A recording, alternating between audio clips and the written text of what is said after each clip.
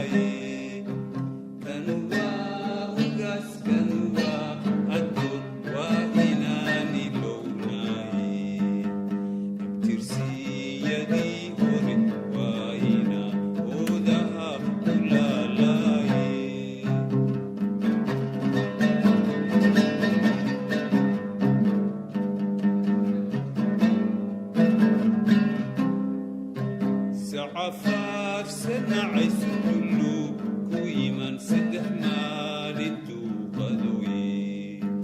وسيدا كديغن سفكها تيري سوما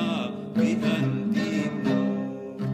سعفاف سنعس كله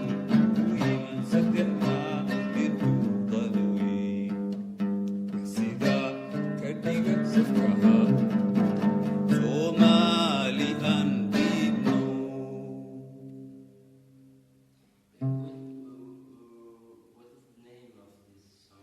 it's called, nobody has given them a name, but it's well known as Sa'fa Sanai. Sa'fa Sanai. And it means if a cow refuses to go to, say, a watering place which has got a very bad smell, when that cow after 3 days, when she gets